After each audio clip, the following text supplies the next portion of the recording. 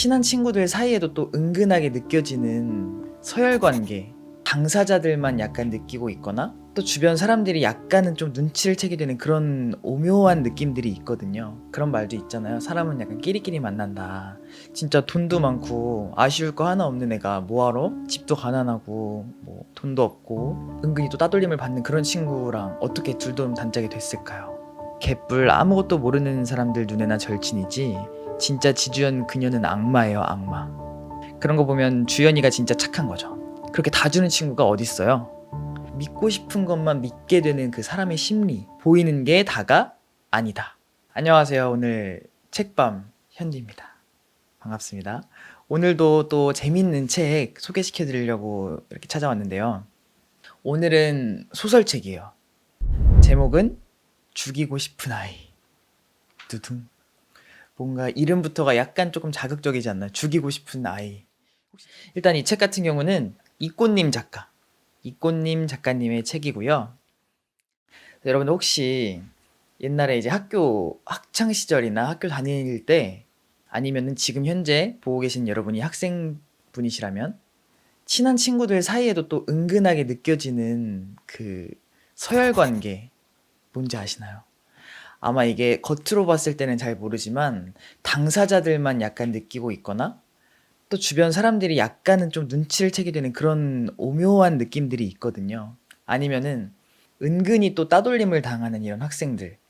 진짜 겉으로 남들이 봤을 때는 아무 문제도 없어 보이지만 얘가 또 은근히 내가 느꼈을 때는 내 친구가 느꼈을 때는 그 따돌림을 받는 것 같다. 내가 좀 왕따인 것 같다. 이런 생각을 하게 되는 사람들도 정말 있을 것 같아요. 저도 뭐 사실 당연히 이게 뭐 왕따를 막 시키고 이런 건 아니지만 저도 학생 때 생각해 보면 그런 친구들은 한번 각 몇 명 있었던 것 같아요. 뭐 초등학교를 다니면서 중학교를 다니면서 고등학교를 다니면서. 그러니까 이게 지금 생각해 보면 왜 그 친구가 그렇게 돼 있던 건지는 모르겠지만 이게 막 괴롭히는 게 아니라 약간 좀 피하게 되고 약간 조금 대화하기 조금 말 먼저 안 걸게 되고 그런 친구들은 한 명씩 좀 있었던 것 같아요. 그래서 오늘 일단 소개해 드릴 죽이고 싶은 아이라는 책에 나오는 주인공은 두 명입니다. 모두가 친해지고 싶어 하는 부유한 집안의 딸. 정말 이제 뭐 돈도 많고 공부도 잘하고 약간 엄친딸 같은 느낌의 주연. 그리고 가난한 집안의 딸로 아버님도 돌아가셨고요. 그리고 또 은근히 또 따돌림을 경험했던 어머니가 혼자 힘겹게 키우시는 서은이라는 친구입니다.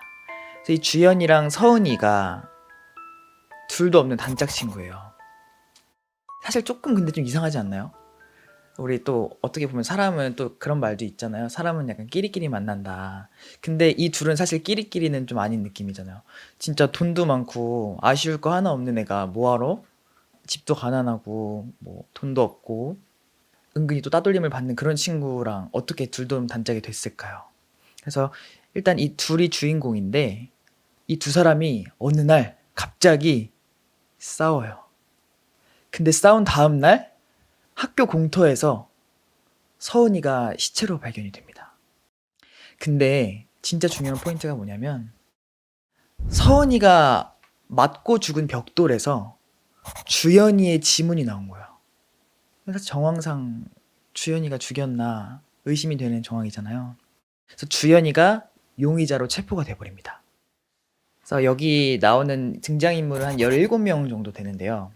이 17명의 등장인물들은 같은 반 친구나 뭐 학원 친구 아니면 주위의 편의점 사장님 아니면 뭐 학교에 계시는 분들 프로파일러나 변호사들도 나와요. 그래서 진짜 저는 신기했던 게 너무 뭐냐면 이 등장인물들이 말하는 서은이와 주연이의 관계가 다 달랐어요. 이게 너무 신기하더라고요. 그러니까 누가 봤을 때는 그 둘은 진짜 둘도 단짝인 것 같았고 또 누가 봤을 때는 저 둘이 약간 주종 관계인 것 같기도 했고 또 다른 사람이 봤을 때는 되게 사이가 안 좋아 보이기도 했고 그래서 이 책의 전체적인 내용은 인터뷰 방식으로 이제 얘기가 전개가 되고 가면 갈수록 약간 뭔가 마녀 사냥을 하는 듯한 그런 느낌도 아마 받으실 것 같아요. 진짜 보면서 사실 중간에 멈출 수가 좀 없더라고요. 계속 막 새로운 증언들이 막 쏟아져 나오니까 대체 어떻게 된 거야 이러면서 너무 재밌게 봤던 것 같아요. 일단 지금 서은이가 죽은 상태고 주연이가 용의자로 지목이 된 상태잖아요. 주연이는 지금 그날의 충격으로 서은이가 죽던 날의 기억은 다 없어졌어요. 다 없어진 상태고요. 일단 주연이가 남들이 봤을 때는 공부도 잘하고 뭐 돈도 많고 모두가 친해지고 싶어하는 그런 아이인데 사실 남들이 봤을 때만큼의 화목한 가정은 아니었습니다. 주연이네 집 분위기를 알 수 있는 구절이 있는데 한번 제가 읽어드릴게요. 엄마는 주연이 원하든 원하지 않든 남들보다 훨씬 좋고 비싼 옷을 사입혔다. 아주 오래전 주연이 태어날 때부터 그랬다. 자신이 엄마에게 쇼윈도에 있는 마네킹 같은 존재라는 사실을 깨달은 건 초등학교 1학년 때쯤이었다. 원피스 입기 싫어. 불편하단 말이야. 그냥 바지 입고 갈래. 주연이 퉁명스럽게 말하자 엄마는 주연의 어깨를 붙잡으며 이렇게 말했다. 너 이게 얼마짜리 옷인 줄 알아? 너네 학교에 이거 입고 싶어도 못 입는 애들 천지야. 불편하다니까? 주연이 말하면. 그럼 학교 가서 바지로 갈아입어. 엄마는 새로 산 값비싼 옷을 입히는 날에는 늘 학교 앞까지 데려다 주었다. 거기서 주연의 어깨를 꼭 끌어잡고 다른 엄마들과 인사를 다 나눌 때까지 놓아주지 않았다. 그곳에 서서 주연은 못마땅한 표정으로 자신을 흘겨보는 다른 엄마들의 시선을 견뎌야 했다. 주연은 수치스러웠고 엄마는 우월감을 느꼈으리라. 또 이런 이제 약간 조금 겉으로 보기엔 좀 멋있어 보이고 싶어하는 어머니인데 서은이가 죽은 사건이 일어나고 다음 날 묻잖아. 네가 죽였냐고. 왜 아무 말도 못해? 엄마는 고함을 질렀고 아빠는 아예 얼굴도 비치지 않았다. 사람들에게 알려질까 두려운 모양이었다. 그게 아니면 하나뿐인 딸을 호적에서 지우고 영원히 모르는 사람처럼 살고 싶었는지도 모른다. 아빠는 겁에 질린 딸을 만나러 오는 대신 가장 비싸고 실력 좋은 변호사를 보냈다. 엄마가 찾아와 주연을 나무라던 그날, 원망을 토해내던 그날, 왜 아무 말도 못하냐고 다그치던 그날, 주연이 하고 싶었던 말은 딱 한 가지뿐이었다. 아니라고 하면 믿어줄 거예요? 그래서 지금 주연이가 용의자로 지목된 상황이기도 하지만 이런 엄마와 이런 아빠 밑에 있으면 사실 말하지 못하는 그 주연이의 마음도 약간 이해가 되는 저는 그런 생각을 했어요. 그래서 사실 뭐 이래서 가정교육이 중요하구나 이런 말이 여기서 나오는 건가 싶기도 하더라고요. 근데 또 이제 이런 상황에서 좀 약간 어떻게 보면 좀 혼란스러운 상황이잖아요. 범인일지 아닐지 모르는 사람이 지목이 됐고 그 용의자는 죽은 사람이랑 가장 절친한 친구고 정말 지금 밝혀내기 힘든 범인이 누군지 밝혀내기 힘든 이런 상황에서 또 주위 친구들의 인터뷰가 나오거든요. 근데 이걸 또 보면 볼수록 되게 혼란스럽더라고요. 그래서 먼저 중학교 3학년 동창의 인터뷰 한번 읽어드릴게요. 절친 좋아하네. 누가 절친을 그렇게 대해요? 지주연이랑 박서은은 절친이 아니라 계약, 노예 같은 사이였다니까요. 개뿔 아무것도 모르는 사람들 눈에나 절친이지 진짜 지주연 그녀는 악마예요, 악마. 내가 결국에 이런 날이 올 줄 알았어요. 지주연 그년이 결국엔 일칠 줄 알았다니까요. 저랑 박서은, 지주연 다 같은 반이었어요. 중학교 3학년 때요. 애들이 말을 안 해서 그렇지 아마 알만한 애들은 다 알걸요? 지주연이 박서은 이용해먹고 괴롭힌 거요. 저도 처음엔 그냥 둘이 절친인 줄 알았죠. 근데 계속 보니까 좀 이상하더라고요. 박서은이 지주연 시키는 대로 다 한다고 해야 되나? 그런 애들이 있긴 해요. 친구 같은데 자세히 보면 친구라기보다는 서열관계 같은 게 있는 애들이요. 이 인터뷰만 보면 약간 어떤 느낌인지 감이 오시죠? 뭔가 이제 돈이 많은 주연이는 약간 좀 갑질을 좀 하는 것 같고 상대적으로 약간 가난한 서은이가 약간 좀 밑에 있는 그런 느낌이 드는데 저도 그래서 이거 딱 보고 나서 역시 주연이가 약간 홧김에 일을 저지른 건가 역시나 주연인가 이렇게 생각을 하는 와중에 또 같은 반 친구의 인터뷰가 나오면서 또 제 마음을 막 흔들어 놓습니다. 서은이가 아빠 없이 엄마랑만 살잖아요. 서은이 엄마 혼자 식당 같은 데서 일하고 집이 되게 어려웠다던데. 그래도 서은이는 형편 어려운 티 하나도 안 났어요. 아니요, 그게 아니라 주연이가 비싼 옷이며 가방이며 다 선물해줬거든요. 기죽지 말라고요. 솔직히 지금 주연이 소문이 좀 안 좋잖아요. 그래도 우리 반 애들은 그 소문 안 믿어요. 주연이가 서은이를 얼마나 잘 챙겼는데요. 들어보니까 주연이가 선물해주기 전까지 서은이는 한겨울에도 패딩 하나 없었다고 하더라고요. 그런 거 보면 주연이가 진짜 착한 거죠. 그렇게 다 주는 친구가 어딨어요. 하루는 서은이가 주연이한테 데이트할 때 입어야 된다고 옷을 사달라고 했다는 거예요. 영화 보러 가야 된다고 용돈도 달라 그러고, 호의가 계속되면 권리인 줄 안다고 서은이가 딱 그랬대요. 그 얘기 듣고 나니까 서은이가 다르게 보이더라고요. 그래서 자연스럽게 서은이랑 어울리는 애들이 줄고 얘기도 잘 안 하게 되면서 왕따 아닌 왕따처럼 된 거죠. 어때요? 진짜 모르겠죠? 이 두 명 지금 중학교 3학년 동창, 같은 반 친구, 얘기를 들어보니까 진짜 범인이 누군지도 모르겠고, 저는 사실 중학교 3학년 과거의 동창보다 지금 같은 반 친구의 말이 조금 더 신빙성이 있지 않을까, 약간 조금 그 이성적으로 생각을 해본다면. 그래서 서은이를 또 죽인 게 주연이가 아닐 수도 있겠다. 어떻게 보면 또 이제 가난하니까 돈이 많은 내가 옷도 주고 뭐 신발도 주고 정말 생활에 필수적인 것들을 받은 거잖아요, 서은이는. 근데 또 이게 주연이가 그냥 뺏긴 게 아니라 주연이가 뭐 어디 가서 누구한테 뺏길 사람은 아닌 것 같고, 그래서 또 생각해보면은 약간 소문이라는 게 조금 무서운 것 같기도 해요. 사실 이런 동창생들의 인터뷰가 있는 그대로를 말한 게 아닐 수도 있잖아요. 어떻게 보면 좀 부풀려졌을 수도 있고, 이게 사실이 아닌데 이렇게 인터뷰, 이런 매체 인터뷰가 나오면 사실 대부분 좀 저게 사실이구나, 저게 맞구나, 아 그랬구나라고 믿게 되는 좀 심리가 좀 있는 것 같아요.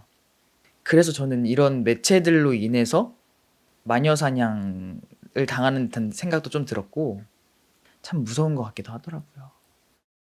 그리고 또 이제 이 등장인물 중에서 변호사들의 얘기도 나와요. 이제 변호사와 그 이제 주연이의 이런 에피소드들이 나오는데, 주연이네 아빠는 이제 김 변호사를 고용을 합니다. 김 변호사님은 정말 한 번도 실패한 적이 없는 엘리트 변호사예요. 정말 이제 뭐 돈을 많이 받았겠죠. 근데 이제 법정에서 난리를 피운 주연이를 보고 결국 엘리트 변호사마저도 주연이를 포기하게 돼버리는데요. 변호사님이 주연이한테 한 말을 한번 읽어드릴게요. 네가 진짜 죽였든 안 죽였든 그건 중요하지 않아. 지금부터는 네가 한 행동 하나가, 말 한마디가 네 발목을 부여잡고 진흙탕으로 끌고 들어갈 거야. 이제 네 말을 믿을 사람은 아무도 없거든. 네가 이렇게 정신 못 차리고 날 띄워주니 오히려 고맙다. 덕분에 내가 정신을 차렸거든. 너랑 나는 안 맞는 것 같다. 그치? 우린 여기까지인 것 같다. 그게 무슨 뜻인 줄 알아? 넌 끝났다는 거야.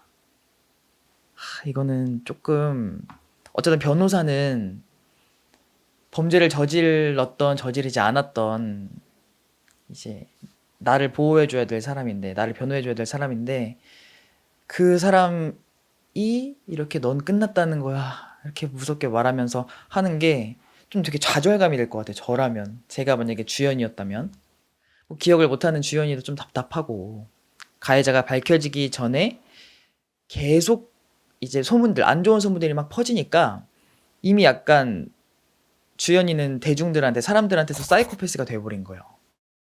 그래서 진짜 이런 상황들이 주변에서도 분명히 일어났던 상황인 것 같기도 하고 너무 저한테 현실적으로 느껴졌거든요. 이렇게까지 된 이상 뭐 대중들은 믿고 싶은 대로 믿는 상황까지 가지 않을까. 그러니까 사실 팩트에 관계없이 믿고 싶은 대로 믿는 상황까지 가지 않았을까 싶기도 하고, 진짜 근데 우리 또 생활 속에서 우리 주변에서만 봐도 팩트보다는 약간 소문이 와전돼서 퍼지는 일도 정말 많잖아요. 내가 이제까지 살아오면서도 팩트가 아니라, 사실이 아니라 정말 소문으로만 믿고 넘어간 적도 분명히 있었지 않나? 이런 생각도 한번 해봤어요. 저는 이 책이 약간 결말이 되게 반전이어서 충격적이기도 하고 약간 좀 씁쓸했던 것 같기도 해요. 뭐 마녀 사냥도 그렇고 주변에 소문이 퍼지는 그런 상황들을 보면서. 그래서 소설이지만 진짜 우리가 비현실적인 느낌이 아니라 내 주위에도, 여러분들의 주위에도 있을 법한 이야기인 것 같으면서도 되게 여러 정황이 발견될수록 믿고 싶은 것만 믿게 되는 그 사람의 심리, 그런 거에 대해서도 좀 다시 한번 생각을 해봤던 것 같습니다. 그래서 제가 다시 한번 되새긴 문장은 보이는 게 다가 아니다 였는데요. 주제가 약간 무겁지만 흥미진진하게 읽었던 책 죽이고 싶은 아이였습니다. 마지막에 작가의 말이 나오거든요. 이꽃님 작가님의 작가의 말, 이거 한번 읽어드리고 오늘 영상 마무리 한번 해볼게요. 먼저 이 소설은 어떤 사건과도 무관한 순수한 창작물임을 밝혀야겠다. 이 글을 쓰면서 혹시나 내 얘기가 누군가에게 상처를 주진 않을까? 몇 번이나 글을 멈춰야 했고 많은 밤을 뒤척여야 했다. 죽이고 싶은 아이는 진실과 믿음에 대한 이야기다. 나는 종종 진실에 대해 생각하곤 한다. 진실은 사실 그대로인 것인지, 아니면 사람들이 원하는 대로 만들어지는 것인지, 이 이야기는 여기서부터 시작되었다. 마지막에 작가의 말까지 한번 읽어봤는데요. 얘가 이 책이 출간하자마자 영화화가 되기로 확정이 됐다고 합니다. 그래서 저는 책을 좀 재밌게 본 만큼 혹시 나중에 이제 영화가 돼서 나온다면 꼭 한번 챙겨보고 싶어요. 이제 오늘은 죽이고 싶은 아이라는 책을 한번 봤는데요. 여러분들이 읽고 싶었거나 소개시켜주고 싶었던 책이 있다면 댓글로 한번 달아주시면 제가 한번 저 현디가 한번 소개시켜드리겠습니다. 자, 오늘 여러분 죽이고 싶은 아이와 함께한 이 시간 감사드리고요. 구독이랑 좋아요 한 번씩 눌러주세요. 이만 인사드리겠습니다.